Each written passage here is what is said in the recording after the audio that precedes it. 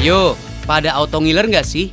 Pie fresh from the oven ini nggak cuma tampilannya aja guys yang menggugah selera. Aromanya itu loh, wangi bener.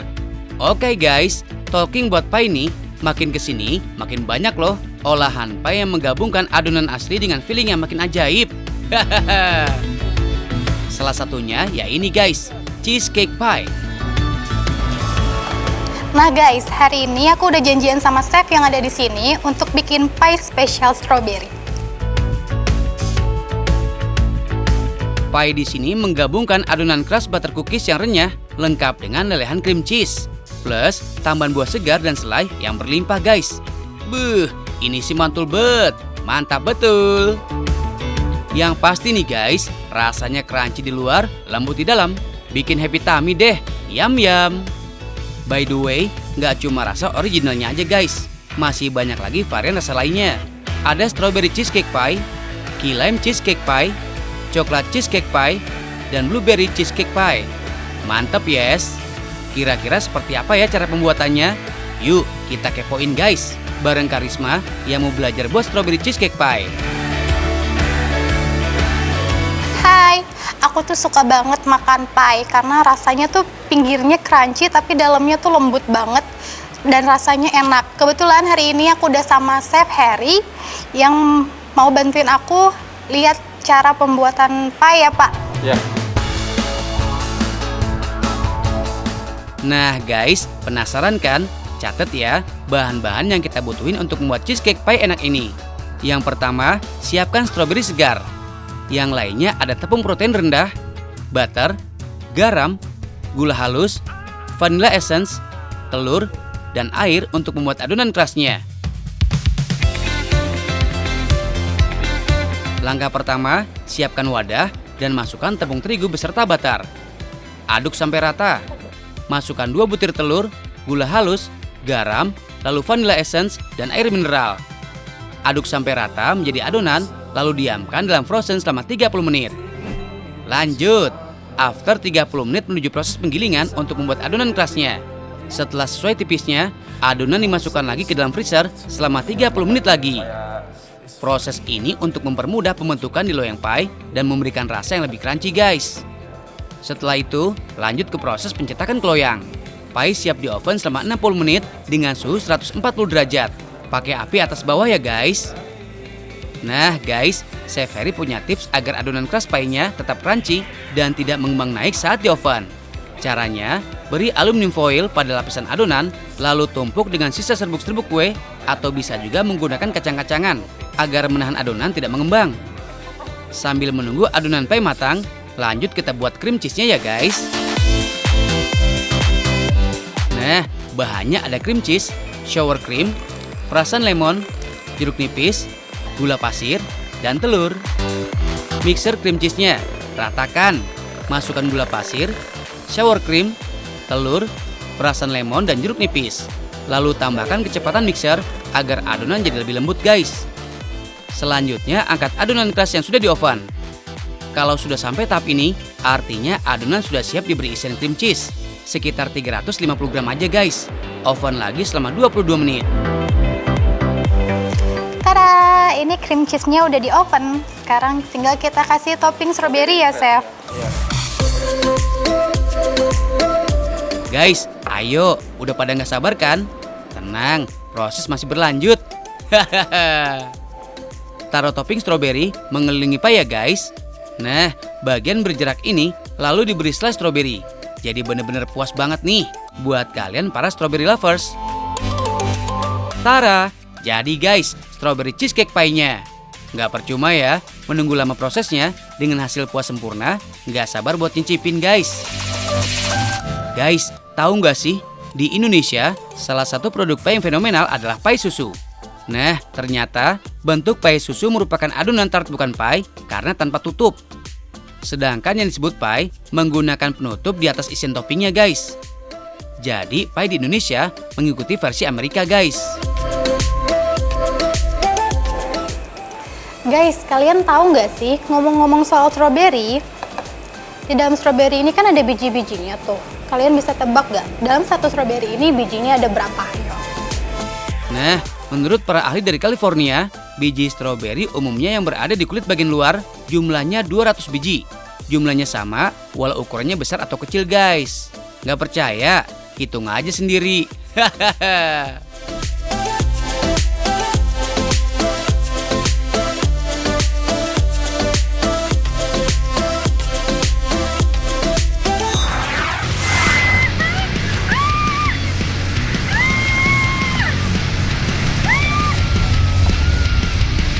Yuhu!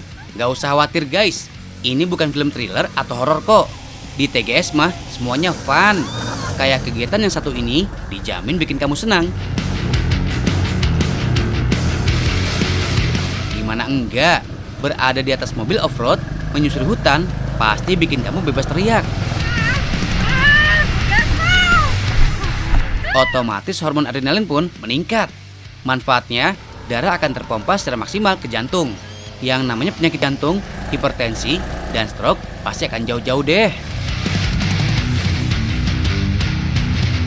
Belum lagi hormon endorfin yang keluar, bikin rasa depresi dan kecemasanmu terkikis.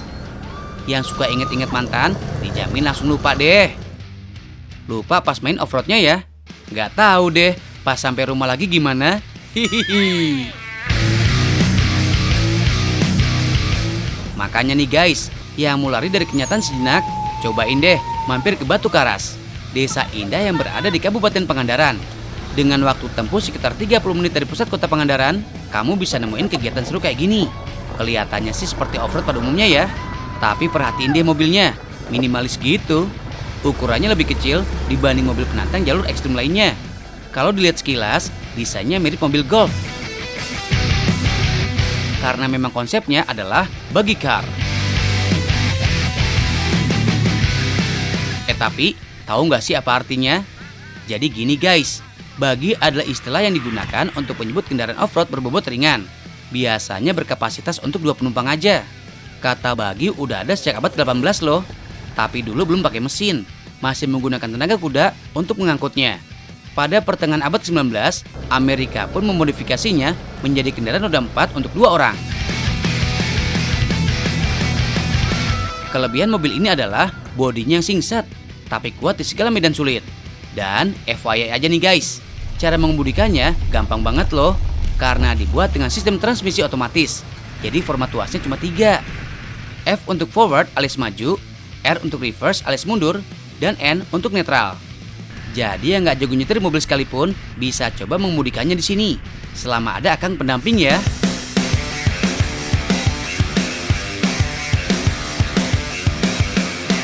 Di seantero Pangandaran sendiri, baru di sini aja ada wahana off-roadnya. Karena mobil bagi komodonya baru masuk sekitar 2 bulan yang lalu. Dikirim langsung dari pabriknya.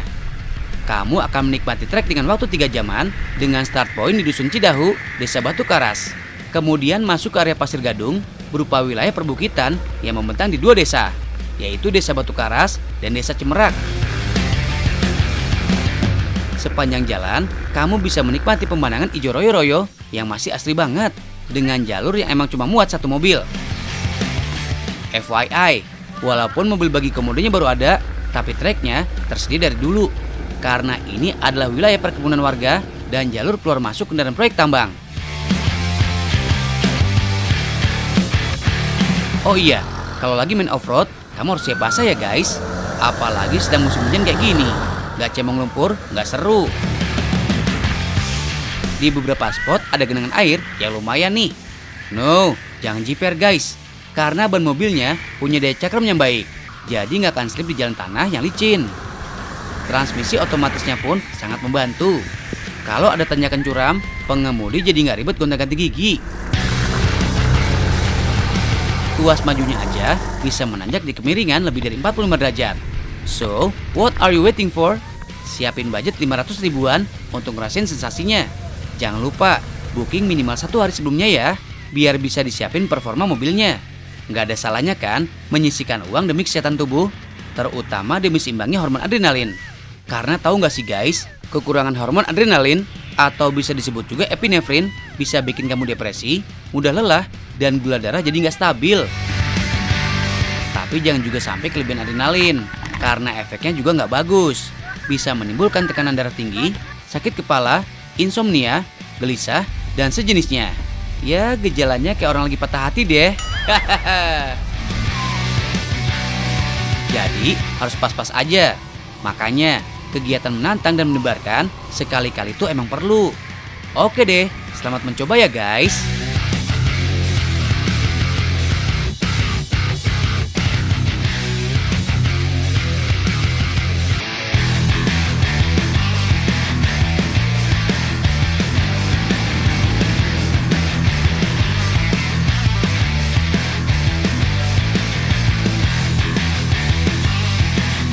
Guys, tahu nggak sih, di balik keseruan off-road di Batu Karas tadi, ternyata Bagicar yang diomongin dari tadi merupakan karya anak bangsa loh. Nggak percaya? Mampir langsung nih ke pabriknya. Letaknya ada di Jalan Kolonel Masturi, Kota Cimahi, Provinsi Jawa Barat.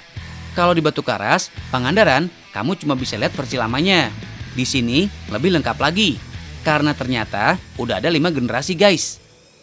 Yap, seperti teknologi pada umumnya, mobil Vin Komodo ini terus diperbarui. Makin baru, makin canggih dong. Lihat nih generasi kelimanya, K250X. Yang satu ini disebut juga tipe patroli. Model keren ini didesain langsung oleh para insinyur Indonesia, dimulai dari sketsa digital. Proses ini nggak main-main guys, karena pasti akan menjadi acuan ketika diaplikasikan ke barang fisiknya.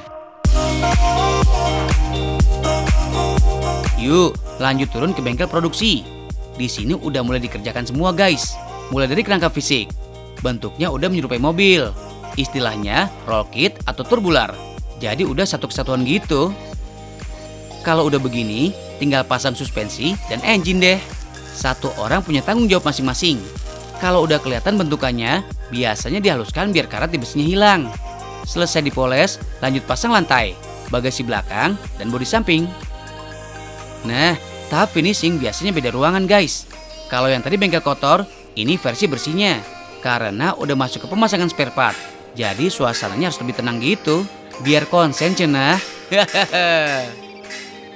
Tahu nggak sih guys, struktur mobil ini dibikin seperti pesawat terbang loh. Metodenya adalah light structure method. Jadi nggak heran kalau suatu saat mobil Vin Komodo ini dikasihin sayap. Terus bisa terbang deh. Oh iya, semua pembuatannya menggunakan sistem hitungan matematika. Jadi buat kamu yang malas belajar matematika, yakin guys, coba dalami lagi deh. Siapa tahu bisa bikin mobil kayak gini. Kamu tahu nggak sih, semua bahan untuk membuat mobil Vin Komodo ini asli dari Indonesia loh. Nggak ada tuh yang namanya impor dari luar negeri.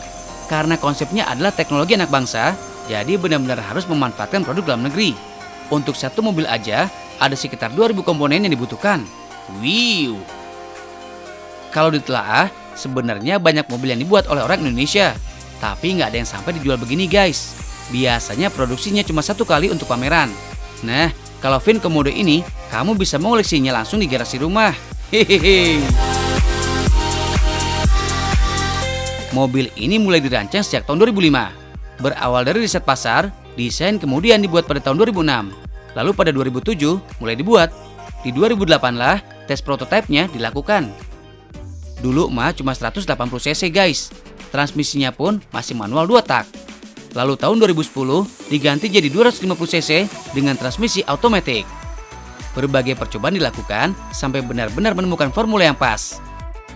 Akhirnya pada 2017 keluarlah versi terbarunya. Sampai sekarang tim pengembang di sini masih tetap riset guys. Karena teknologi itu seperti kehidupan manusia.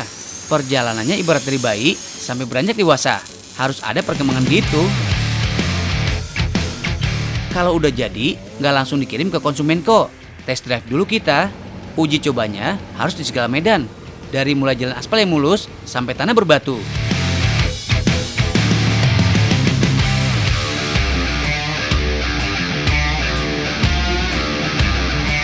Eits, tapi walaupun mudah mengendarainya, ada yang harus kamu tahu. Kalau di jalan aspal, kecepatannya maksimal hanya boleh 30 km per jam aja, biar nggak ngeden mesinnya. Lain halnya di jalan rusak, bisa gas terus. Nggak bakal berasa deh kalau di treknya ada bebatuan.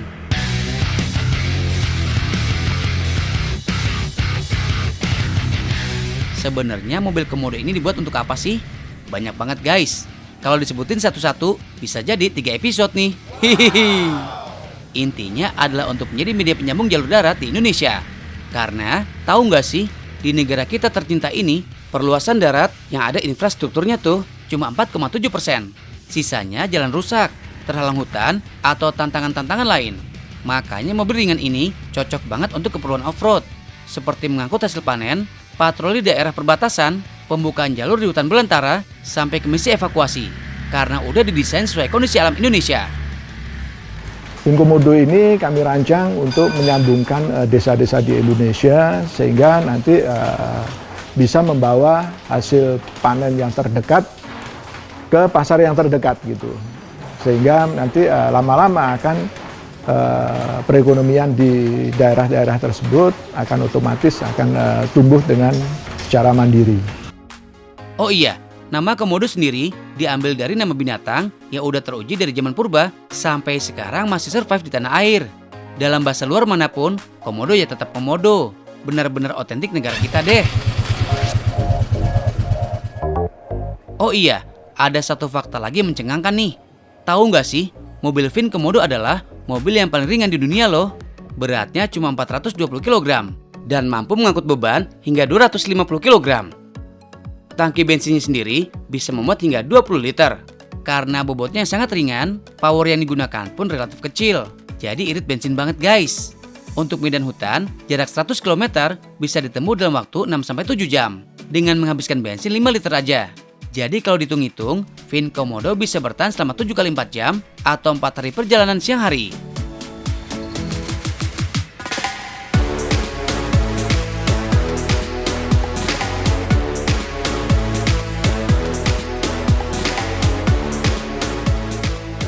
Karya seperti ini memang harus dihargai.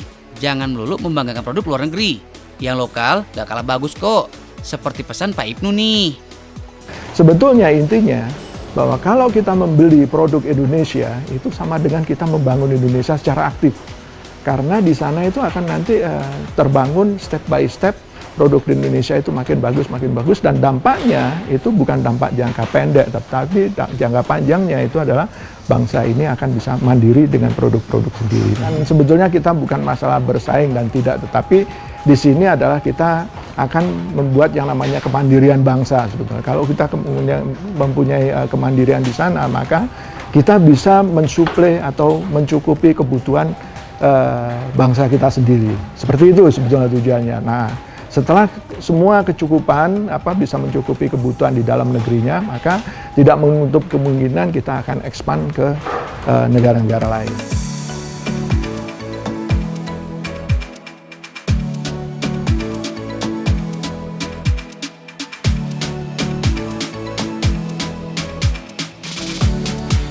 Setuju nggak sih?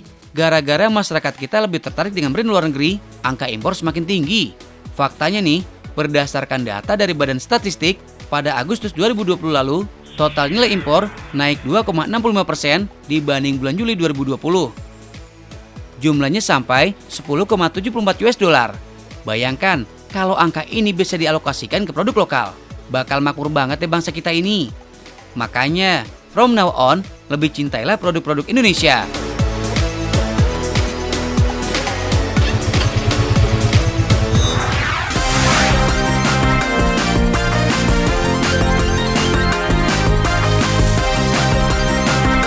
Sekarang saya mau bikin yang namanya budidaya ikan dalam ember.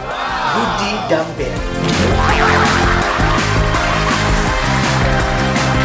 Hari namanya aja udah kece banget. Tapi sebenarnya perlengkapan yang disiapkan nggak ribet. Jadi ini beneran kece banget ya. Kalau mau tahu apa aja bakal kita lakuin, ikutin kita. Set. Bingo! Guys, Budidamber adalah singkatan dari budidaya ikan dalam ember. Kegiatan ini merupakan salah satu solusi pangan guys, dalam mencukupi kebutuhan protein hewani dan sayur mayur dengan memanfaatkan sejumlah alat sederhana. Yuk guys, langsung aja kita belajar bareng Kak Aryo.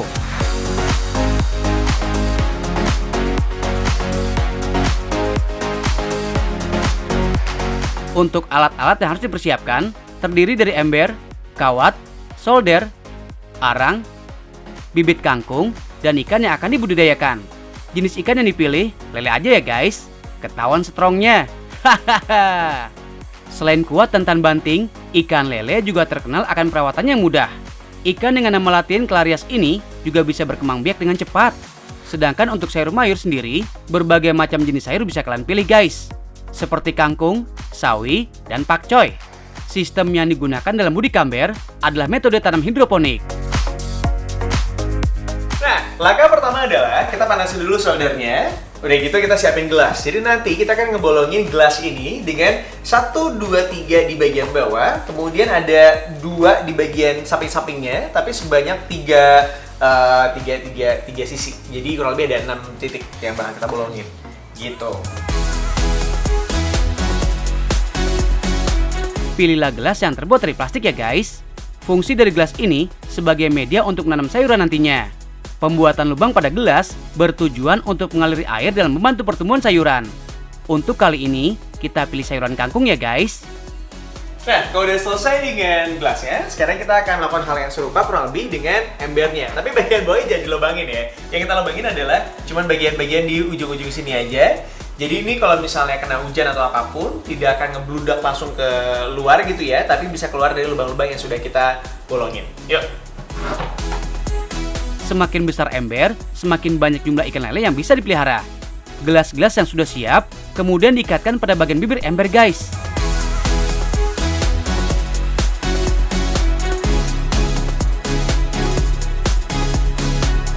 Kita lingkarin dulu di embernya. Oke, kayak gini. Pastikan semua posisi simetris ya, agar air terserap dengan maksimal saat bibit sayuran ditanam.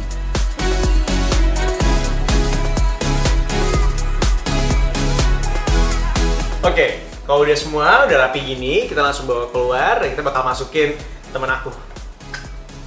Lele. Yuk, sikat. Sejarah hidroponik berawal dari tulisan Francis Bacon pada tahun 1627, yaitu Sylvia Sylvarum, yang membahas tentang budidaya tanaman tanpa media selain tanah. Kemudian, pada tahun 1865, dibuatkan nutrisi tentang 9 elemen kesuburan tanaman dalam bentuk larutan, yang berkembang sampai saat ini. Lanjut guys, isi ember dengan air bersih. Pastikan lubang gelas terendam dengan baik. Nah, ini kalau misalnya udah diisi sama air, udah full, hampir setengahnya gitu. Sekarang waktunya kita buat ngasihin arangnya dan juga nanti dikasih sama tisu. Guys, arang berfungsi sebagai unsur hara dalam membantu pertumbuhan sayuran. Sedangkan tisu berfungsi sebagai media dalam menyimpan air untuk memasok penyerapan air pada tumbuhan yang ditanam. For your info guys, sistem hidroponik bisa digunakan untuk mengatasi kekurangan lahan yang makin sempit. Keuntungan lainnya adalah lebih hemat tempat dan lebih hemat air. Metode ini juga tidak bergantung pada musim, mudah dalam pengendalian nutrisi, sehingga pemberian nutrisi lebih efisien. Terakhir, metode ini relatif tidak menghasilkan polusi nutrisi ke lingkungan. Sekarang kita tinggal masukin aja benihnya.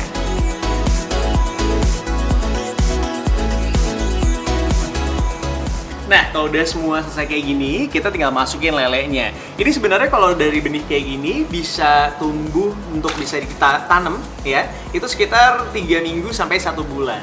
Kurang lebih sekitar segitulah. Sedangkan kalau lelenya sendiri sebenarnya dalam waktu 3 bulan mereka tuh udah bisa gede. Cuman kalau saya sengaja ngambilnya yang udah sedang lah, nggak terlalu kecil banget supaya lebih cepat juga.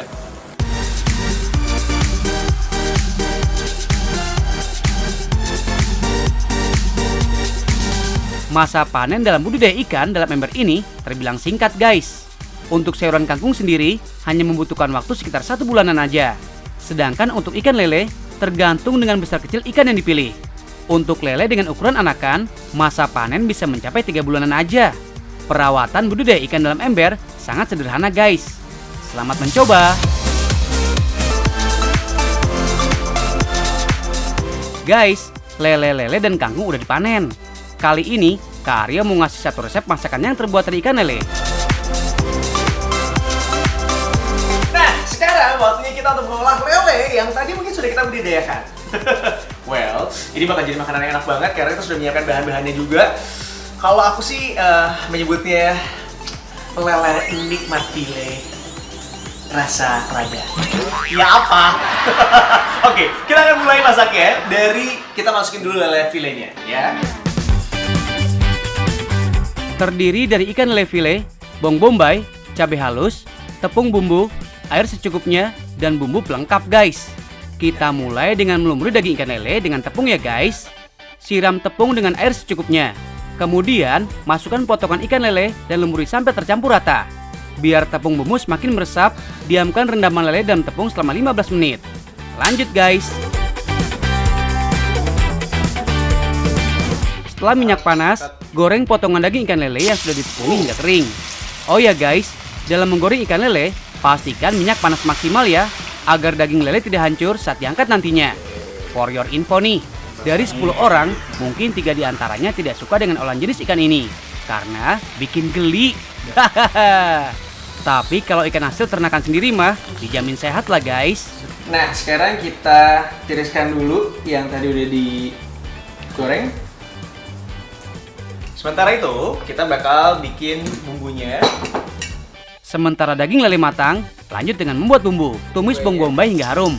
Just info ya guys, saat menumis bawang bombay, usahakan bawang tidak terlalu layu ya. Hal ini bertujuan untuk menciptakan tekstur bawang bombay tetap crunchy saat disantap nanti. Oke, kita masukin semua bumbu merahnya.